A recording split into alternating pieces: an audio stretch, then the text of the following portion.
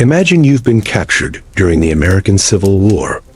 You've marched for miles in tattered boots, your stomach gnawing with hunger, your body drained from exhaustion. Suddenly, the gates of a prison camp creak open. The stench of rot, filth, and human despair slants into you like a wall. You look around and see thousands of men's skins stretched tight over bone, eyes hollow, some too weak to stand, others writhing with fever on the muddy ground. The guards shove you in, the gates clang shut, and in that moment you realize, surviving even 24 hours here will be the fight of your life. This was the reality for tens of thousands of soldiers, Union and Confederate alike, trapped inside the most infamous Civil War prison camps. Today, we're diving into this forgotten hell on earth, where starvation, disease, cruelty, and desperation ruled every waking moment. But before we go deeper, let me ask you, what is the time where you are right now? Drop it in the comments, because as you listen to this story, I want you to imagine what you'd be doing right now if you weren't fighting for survival behind barbed fences. And if you love uncovering the darkest, most hidden corners of history, make sure you subscribe and hit that notification bell. Trust me, you won't want to miss what's coming next. To understand the nightmare of Civil War prison camps, we first need to imagine what it meant to be captured. Most soldiers weren't taken prisoner in some formal ceremony. It usually happened in chaos, after a battle turned into a rout, or when a unit was surrounded, too exhausted to fight. For many, the first step toward captivity was the forced march. Prisoners were rounded up and made to walk miles, sometimes dozens of miles, without food, water, or medical care. Already wounded men collapsed by the roadside, abandoned to die. By the time they reached the camps, they were dehydrated, blistered, and half dead from exposure. Now imagine arriving at a place like Andersonville, the Confederacy's largest prison camp, officially known as Camp Sumter. Instead of barracks or shelter, you were herded into an open stockade, 26 acres of mud and filth, surrounded by pine log walls. Or picture Elmira Prison in New York, the Union's own counterpart. Freezing winters, swampy summers, and conditions so brutal, it was nicknamed Elmira. Prisoners from the South, many, used to warm climates, were suddenly exposed to bone-cracking northern cold without coats or blankets.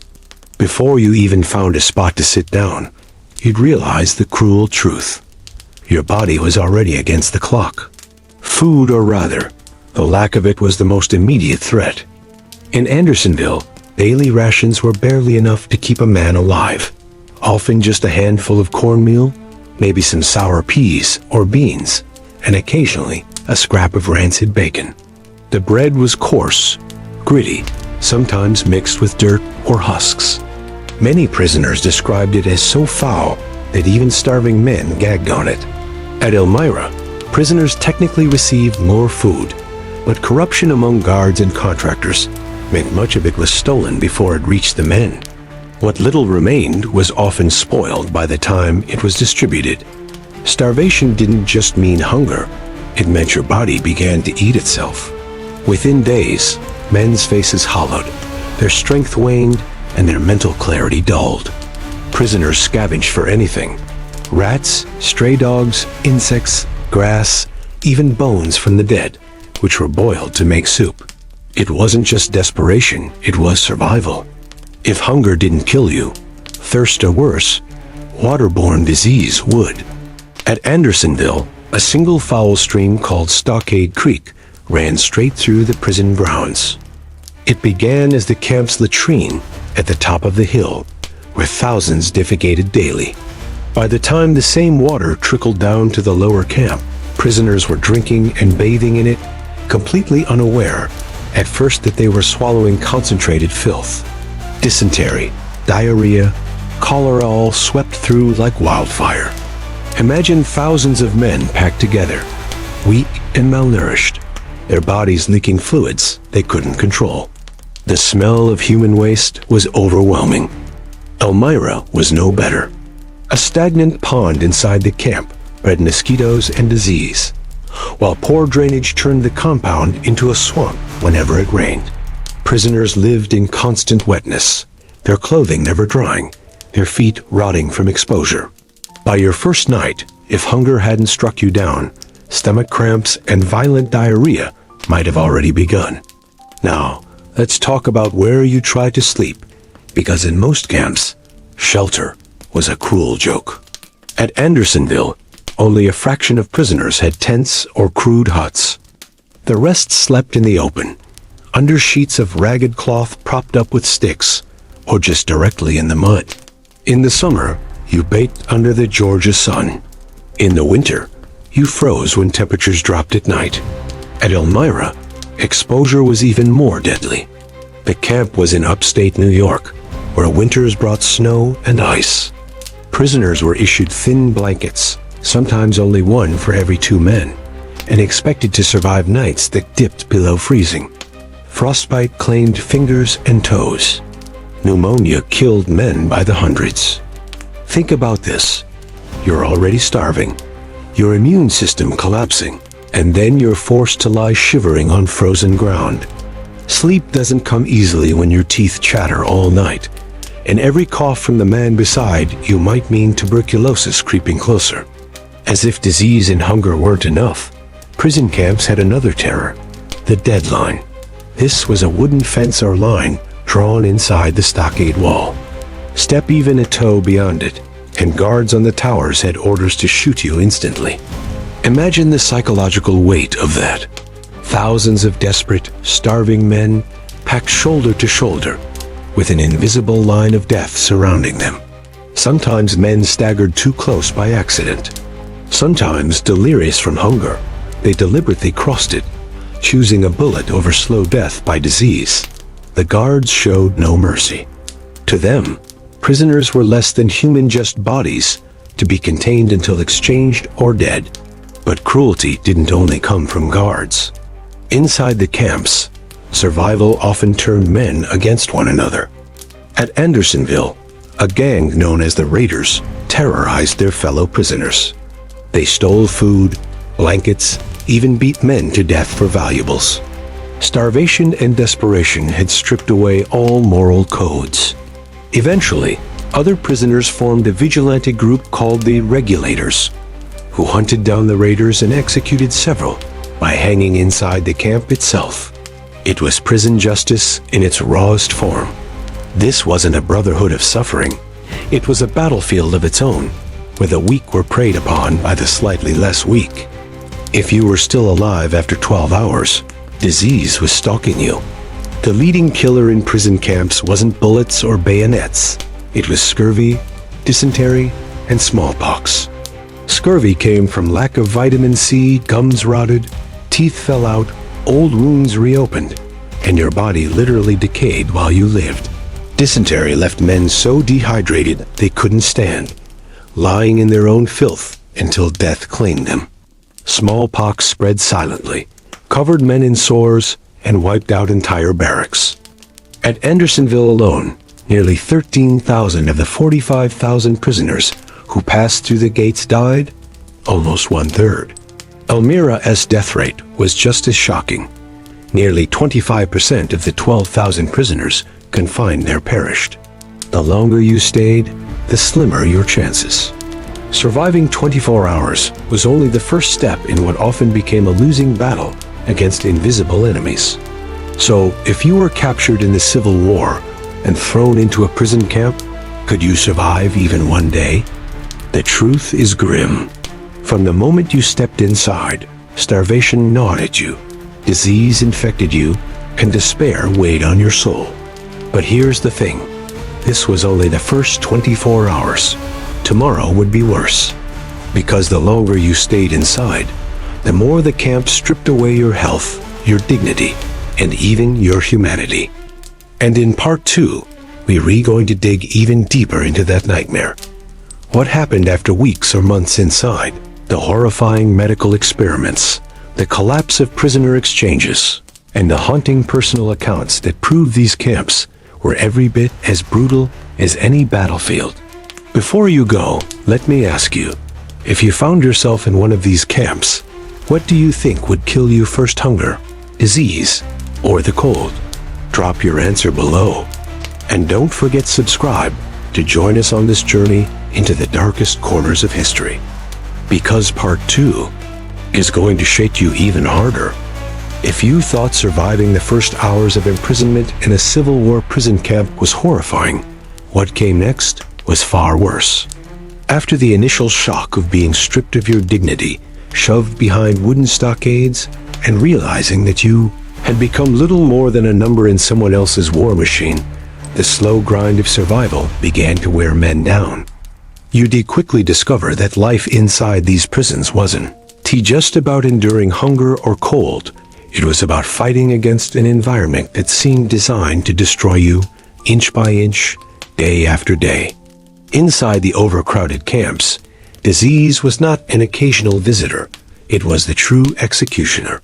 Dysentery spread like wildfire, carried through contaminated water supplies that flowed with filth.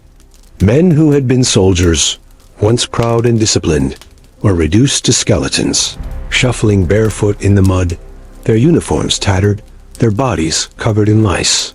They weren't killed by bullets or bayonets. They were killed by the water they drank, the food they ate, or more often, the food they couldn't eat. If you had survived long enough to endure the malnutrition of the first few weeks, then the real killer crept in. Scurvy, gangrene, typhoid. Doctors were few, medicines scarcer still, and those who did try to heal the sick were themselves helpless against the tidal wave of infection. Picture this: thousands of men packed into open fields with no shelter, except for makeshift tents made from torn blankets or sticks. Rain turned the ground into swamps, and when the sun returned, it baked the filth until the air reeked of rot. Latrines, when dug at all, overflowed within days, contaminating the very soil people lived and slept on. At Andersonville, the most infamous of these camps, prisoners drank from a creek that was also used as the camp sewer. Within weeks, thousands were too weak to walk, lying in rows, waiting for death, while others scavenged for scraps of rotten meat or gnawed on bones tossed aside by guards. But the misery wasn't only physical. The psychological torment was relentless. You had entered the camp with comrades, brothers in arms who gave you courage. Soon, you would watch them waste away one by one, their faces hollowing, their voices fading, until they were nothing but corpses dragged to shallow trenches outside the walls. Survival wasn't noble, it was brutal. Men turned on each other, fighting over crusts of bread, betraying friends for a few extra rations. At Andersonville, gangs of prisoners, called the Raiders, roamed at night, stealing from their fellow inmates, beating them, sometimes killing them. The desperate fought the desperate, while the guards looked on, indifferent. For many, prison life became a nightmare without honor, where the only law was the law of hunger. Imagine lying on the ground at night, your stomach cramping, your lips cracked, your body shaking with fever. Around you are the moans of hundreds of dying men, a symphony of suffering that never stops. The stars above shine just as they did before, but now they mock you. You know you are forgotten. You know that beyond those stockade walls, the world keeps moving. But here, in this prison, time has stopped. Each morning, the dead are gathered, their bodies stiff and cold, carried away in wagons. Sometimes there are dozens, sometimes hundreds. The trenches outside the camp grow longer and deeper. You begin to realize that the ground beneath your feet is layered with the remains of men who once hoped to go home. Even if you clung to life, if you refused to give in, your body would betray you. The meager food, a handful of cornmeal, maybe rancid bacon or watery soup, offered no strength. You became skeletal, your eyes sunken, your bones protruding through thin skin. Your uniform hung from your body like rags on a scarecrow.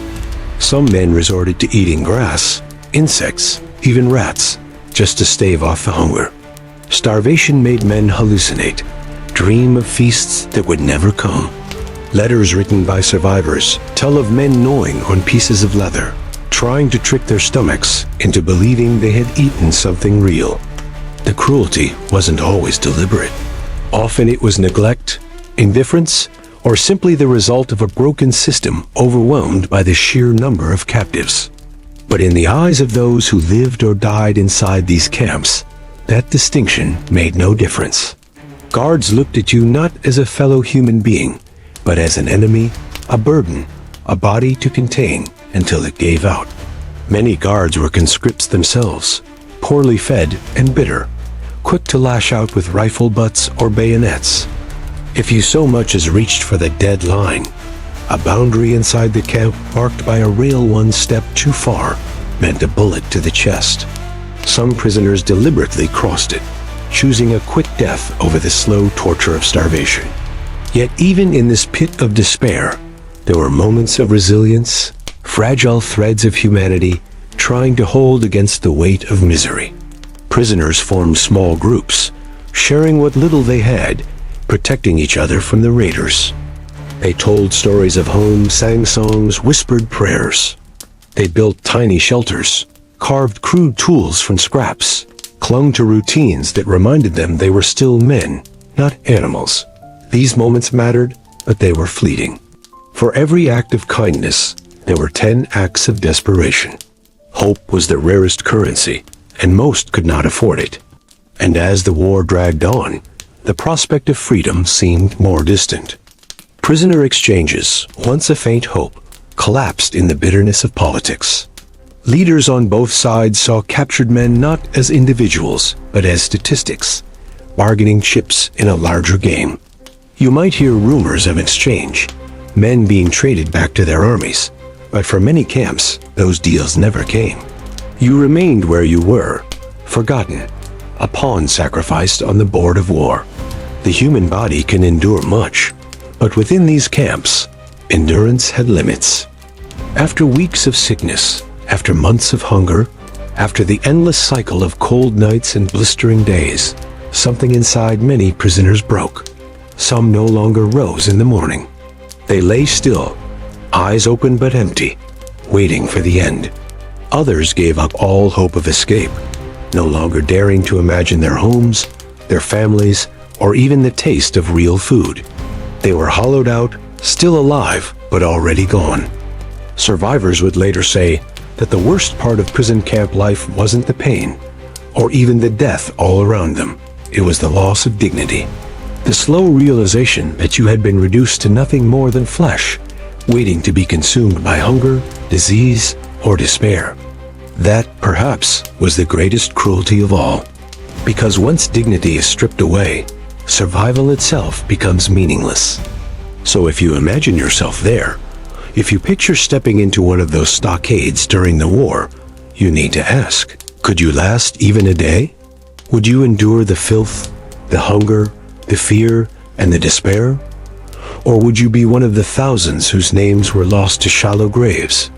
The truth is stark. In the Civil War prison camps, survival wasn't about courage or strength or even luck. It was about enduring a system built to break the human spirit, and very few made it through. If you had somehow endured the disease, the hunger, and the slow suffocation of life inside a Civil War prison camp, you would soon realize that survival wasn't measured in days or even weeks. It was measured in the number of times you managed to resist despair.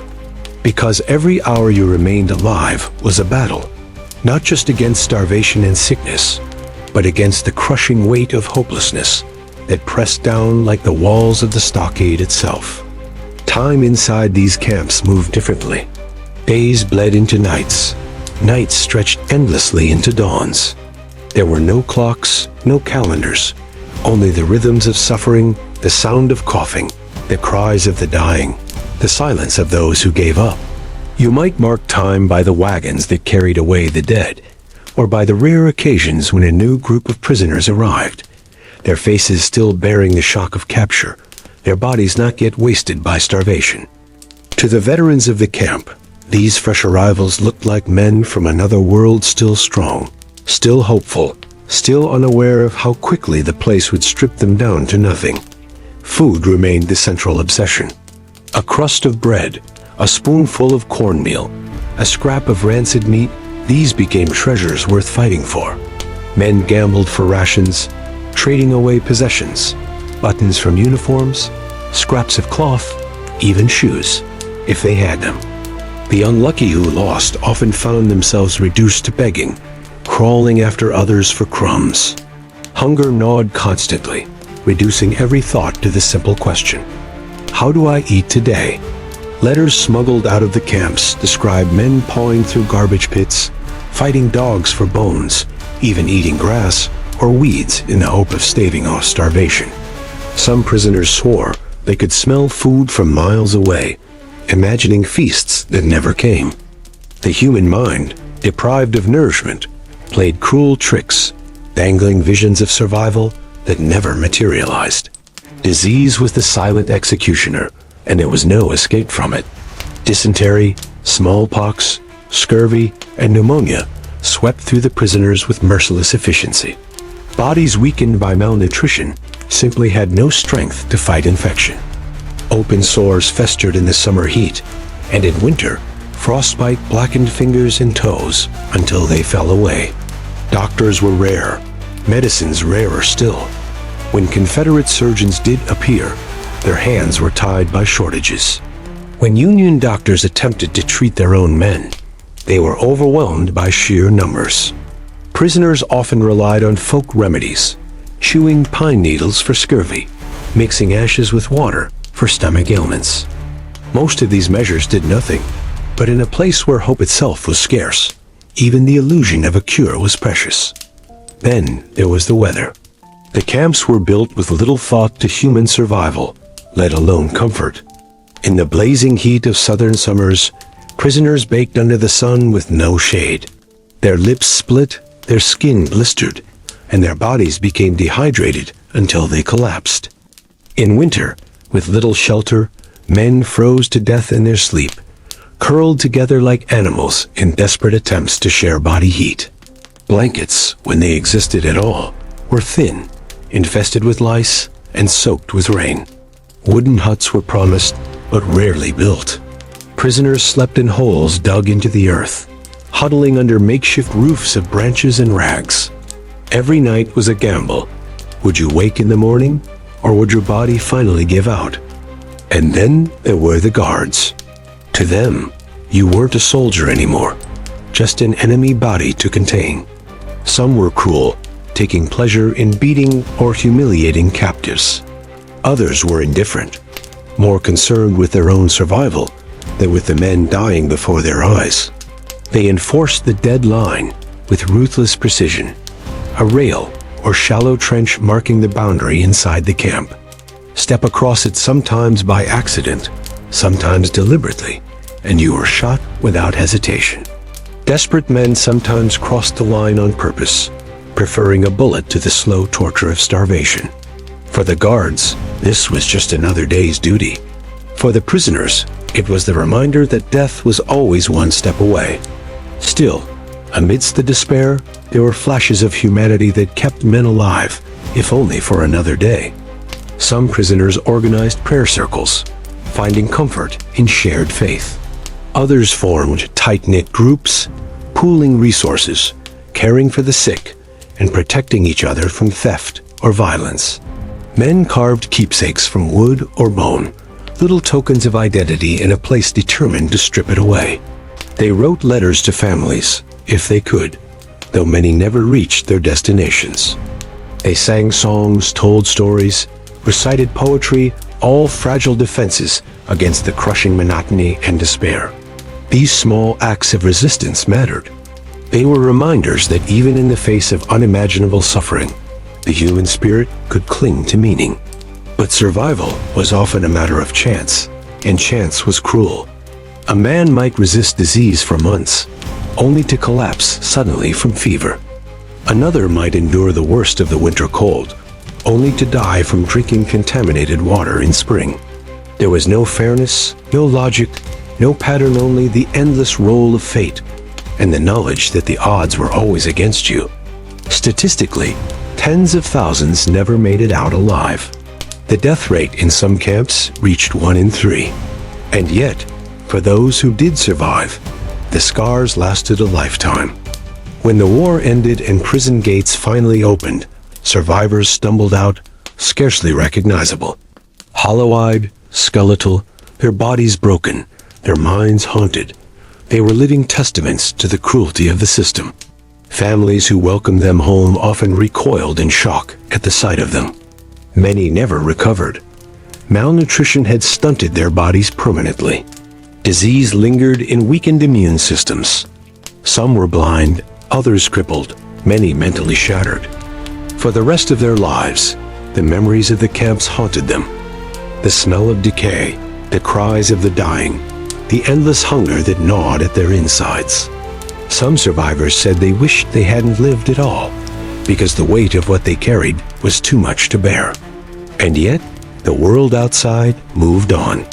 The war had ended, the nation was rebuilding, and the horrors of the prison camps quickly became uncomfortable footnotes in history. Politicians argued over responsibility, over who was to blame for the suffering of thousands. Some pointed fingers at the Confederacy, others at Union policy. But for the men who had lived through it, blame mattered little. What mattered was that they had endured, even when endurance seemed impossible. So the question remains, could you? Could you last even a single day in a Civil War prison camp, where hunger was constant, disease was inevitable, and hope itself was the rarest currency? The truth is harsh. For most of us, the answer is no, because these camps weren't just prisons. They were machines built to strip men of their dignity, their strength, and their humanity. And for thousands, they succeeded.